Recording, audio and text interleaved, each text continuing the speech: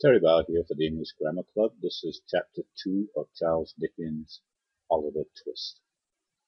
Treats of Oliver Twist's growth, education, and board. For the next 8 or 10 months, Oliver was the victim of a systematic course of treachery and deception. He was brought up by hand. The hungry and destitute situation of the infant orphan was duly reported by the workhouse authorities to the parish authorities.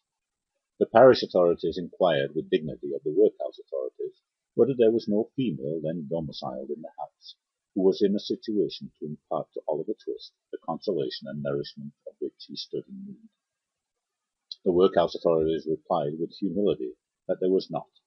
Upon this, the parish authorities magnanimously and humanely resolved that Oliver should be farmed, or in other words, that he should be dispatched to a branch workhouse some 3 miles off, where 20 or 30 other juvenile offenders against the poor laws rolled about the floor all day without the inconvenience of too much food or too much clothing, under the parental superintendence of an elderly female who received the culprits at and for the consideration of 7pence halfpenny per small head per week.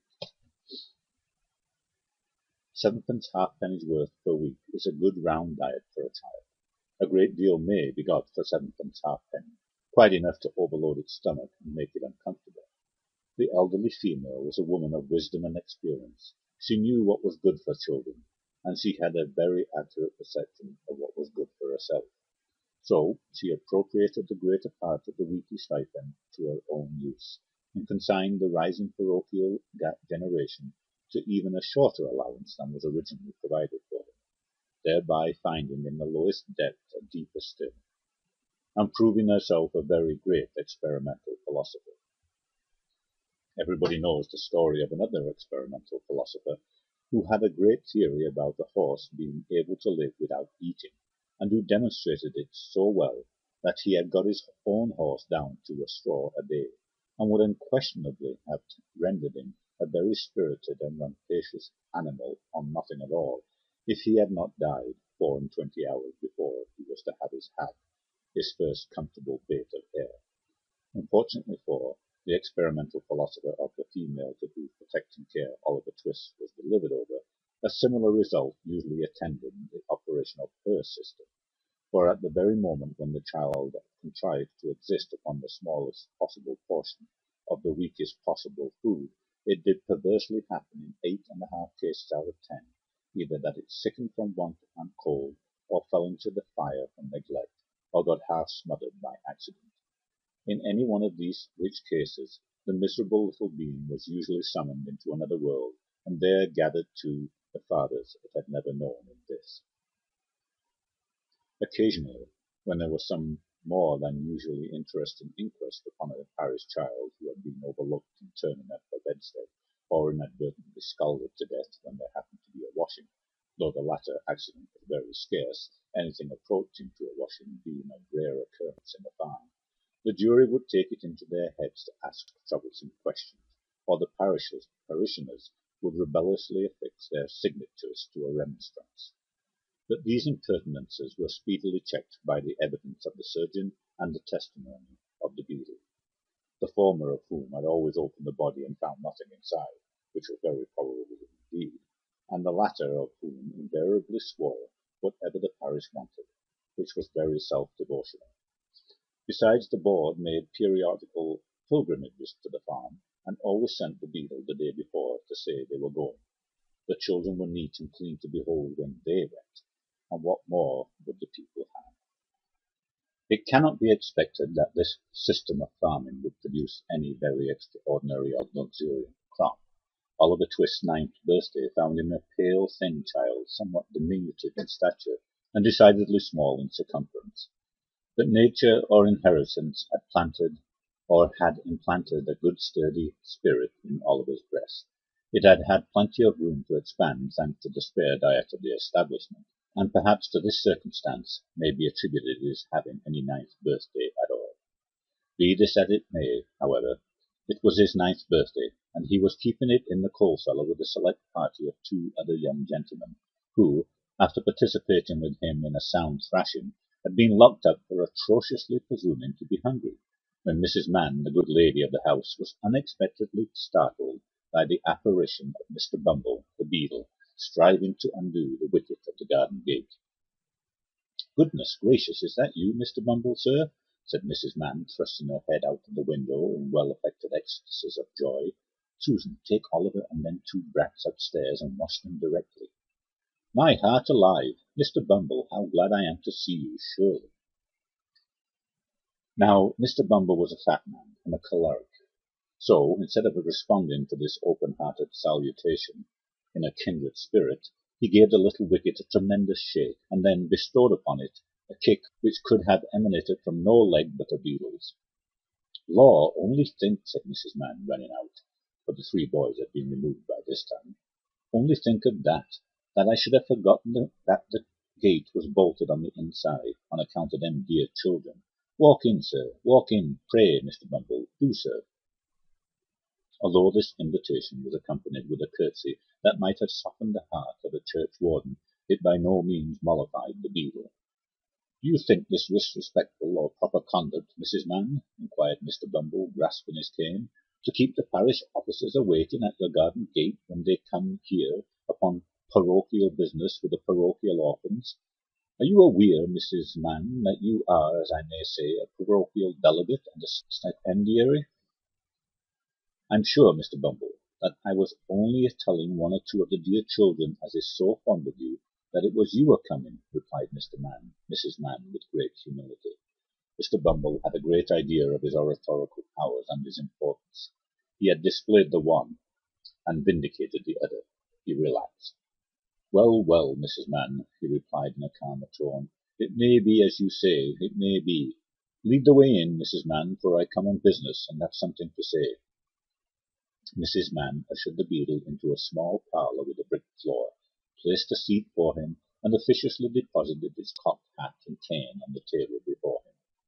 Mr. Bumble wiped from his forehead the perspiration which his walk had engendered, glanced complacently at the cocked hat, and smiled. Yes, he smiled. Beadles are but men, and Mr. Bumble smiled. "Now don't you be offended at what I'm going to say," observed Mrs. Mann with captivating sweetness. "You've had a long walk, you know, or I wouldn't mention it. Now, will you take a little drop of something, Mr. Bumble?" "Not a drop, nor a drop," said Mr. Bumble, waving his right hand in a dignified but placid manner. "I think you will," said Mrs. Mann, who had noticed the tone of the refusal and the gesture that had accompanied it. "Just a leetle drop with a little cold water and a lump of sugar." Mr. Bumble coughed. "Now, just a leetle drop," said Mrs. Mann persuasively. "What is it?" inquired the beadle. "Why, it's what I'm obliged to keep a little of in the house, to put into the blessed infant's daffy, when they ain't well, Mr. Bumble," replied Mrs. Mann, as she opened the corner cupboard and took down a bottle and glass. "It's gin. I'll not deceive you, Mr. B. It's gin." "Do you give the children daffy, Mrs. Mann?" inquired Bumble, following with his eyes the interesting process of mixing. "Ah, bless 'em, that I do, dear as it is," replied the nurse. "I couldn't see them suffer before my very eyes, you know, sir." "No," said Mr. Bumble approvingly. "No, you could not. You are a humane woman, Mrs. Mann." And here she set down the glass. "I shall take an early opportunity of mentioning it to the board, Mrs. Mann." He drew it towards him. "You feel as a mother, Mrs. Mann." He stirred the gin and water. I drink your health with cheerfulness, Mrs. Mann," and he swallowed half of it. "And now about business," said the beadle, taking out a leathern pocket-book. "The child that was half baptized, Oliver Twist, is 9 years old today." "Bless him," interposed Mrs. Mann, inflaming her left eye with the corner of her apron. "And notwithstanding offered reward of £10, which was afterwards increased to £20, notwithstanding the most superlative, and I may say supernatural exertions on the part of this parish," said Mr. Bumble, "we have never been able to discover who is his father, or what was his mother's settlement, name, or condition." Mrs. Mann raised her hand in astonishment, but added after a moment's reflection, "How comes he to have any name at all, then?" The beadle drew himself up with great pride and said, "I invented it." "You, Mr. Bumble?" "Aye, Mrs. Mann. We name our fondlings in alphabetical order. The last was a S, Swubble. I named him. This was a T, Twist. I named him. The next one comes will be Unwin, and the next Bilkins. I have got names ready made to the end of the alphabet, and all the way through it again when we come to Z. Why, you're quite a literary character, sir, said Mrs. Mann. Well, well, said the beadle, evidently gratified with the compliment. Perhaps I may be. Perhaps I may be, Mrs. Mann. And he finished the gin and water and added, Oliver, being now too old to remain here, the board have determined to have him back into the house. I have come out myself to take him there, so let me see him at once. I'll fetch him directly, said Mrs. Mann, leaving the room for that purpose. Oliver, having had by this time as much of the outer coat of dirt which encrusted his face and hands removed as could be scrubbed off in one washing, was led into the room by his benevolent protectress. Make a bow to the gentleman, Oliver, said Mrs. Mann. Oliver made a bow, which was divided between the beadle on the chair and the cocked hat on the table. Will you go along with me, Oliver? Said Mr. Bumble in a majestic voice. Oliver was about to say that he would go along with anybody with great readiness, when, glancing upward, he caught sight of Mrs. Mann, who had got behind the beadle's chair, and was shaking her fist at him with a furious countenance. He took the hint at once, for the fist had been too often impressed upon his body not to be deeply impressed upon his recollection. Will she go with me? Inquired Oliver. No, she can't, replied Mr. Bumble, but she'll come and see you sometimes. This was no very great consolation to the child. Young as he was, however, he had sense enough to make a feint of feeling great regret at going away. It was no very difficult matter for the boy to call tears into his eyes. Hunger and recent ill usage are great assistants if you want to cry, and Oliver cried very naturally indeed. Mrs. Mann gave him 1,000 embraces, and what Oliver wanted a great deal more, a piece of bread and butter, lest he should seem too hungry when he got to the workhouse.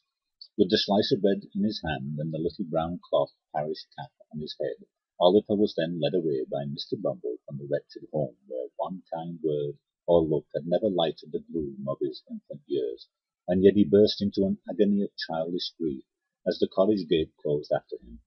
Wretched as were the little companions in misery he was leaving behind, they were the only friends he had ever known, and the sense of his loneliness in the great wide world sank into the child's heart for the first time.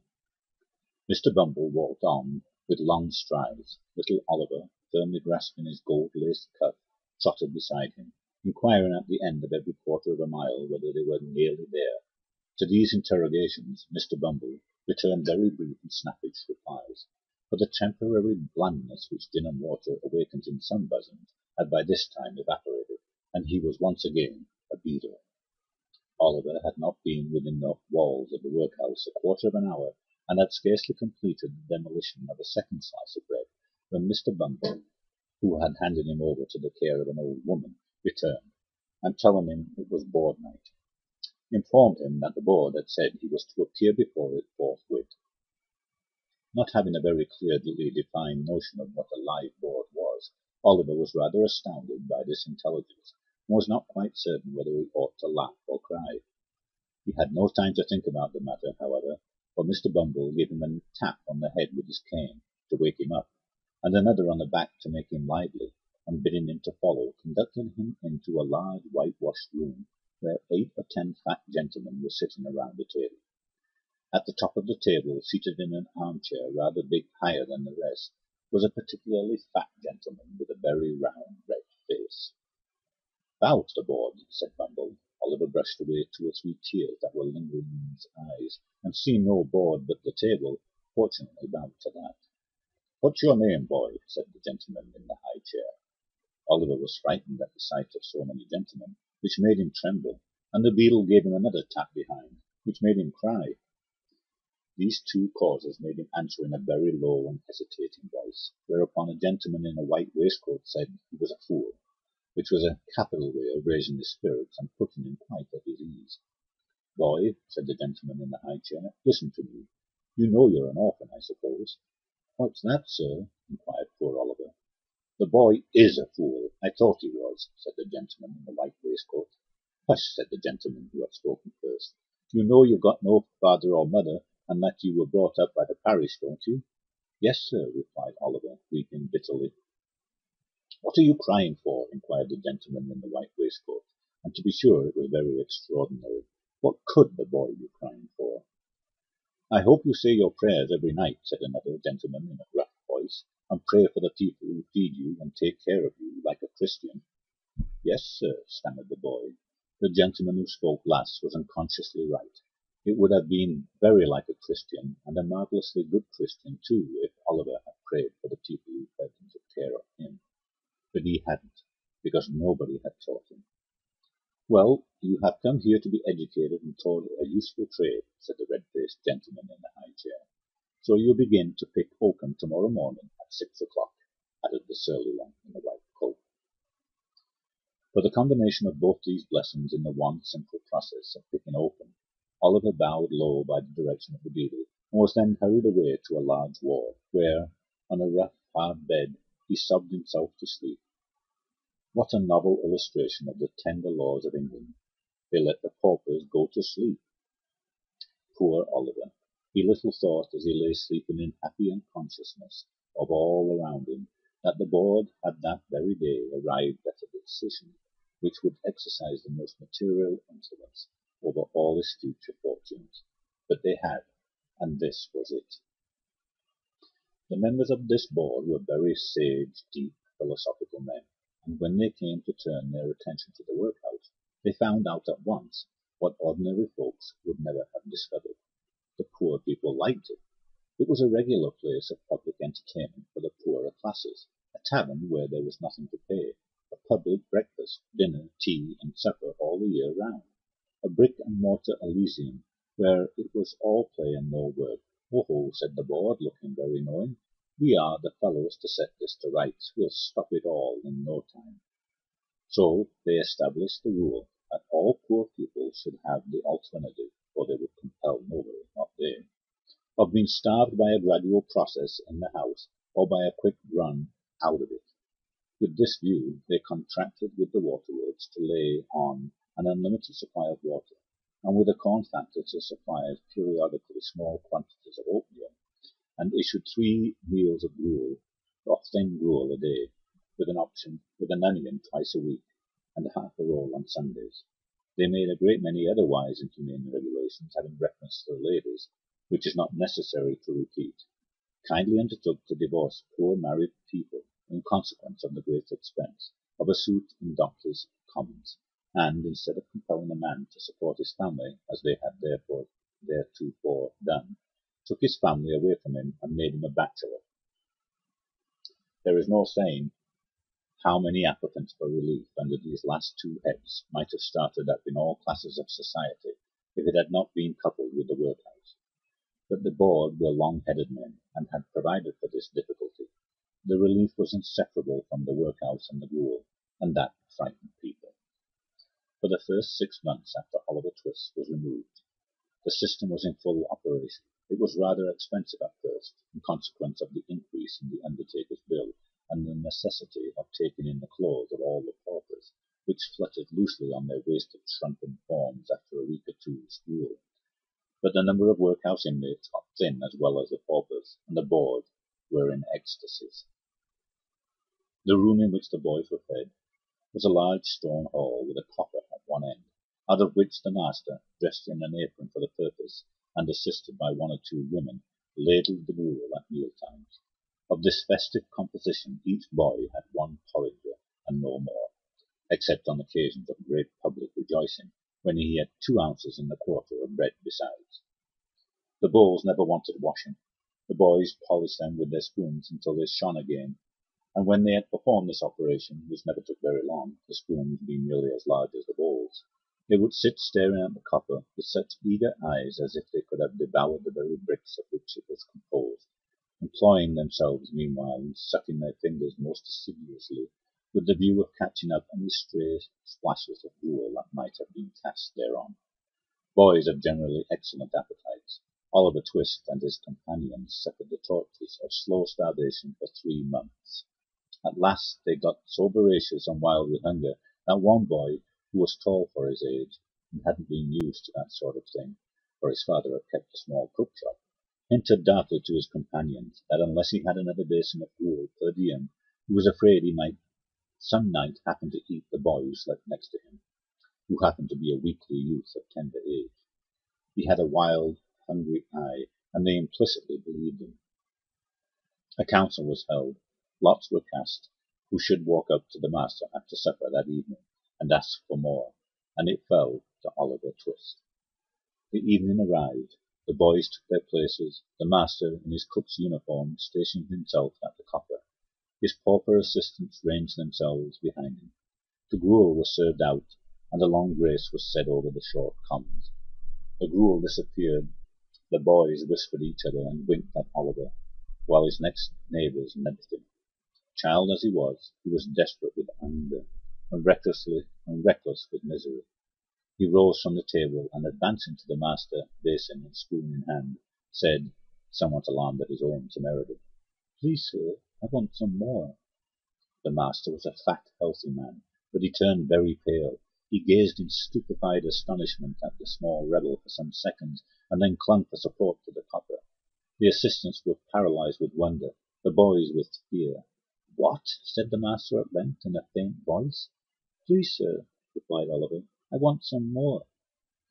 The master aimed a blow at Oliver's head with the ladle, pinioned him in his arm, and shrieked aloud for the beadle.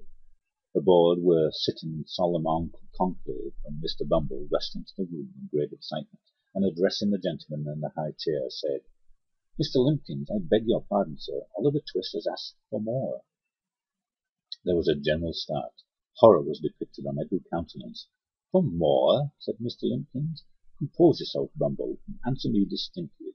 Do I understand that he asked for more after he had eaten the supper allotted by the dietary?" "He did, sir," replied Bumble. "That boy will be hung," said the gentleman in the white waistcoat. "I know that boy will be hung." Nobody controverted the prophetic gentleman's opinion. An animated discussion took place. Oliver was ordered into instant confinement, and a bill was next morning pasted on the outside of the gate, offering a reward of £5 to anybody who would take Oliver Twist off the hands of the parish. In other words, £5 and Oliver Twist were offered to any man or woman who wanted an apprentice to any trade, business, or calling. "I never was more convinced of anything in my life," said the gentleman in the white waistcoat, as he knocked at the gate and read the bill next morning. "I never was more convinced of anything in my life that I am that boy will come to be hung." As I purpose to show in the sequel whether the white waistcoated gentleman was right or not, I should perhaps mar the interest of this narrative, supposing it to possess any at all, if I ventured to hint just yet whether the life of Oliver Twist had this violent termination or no.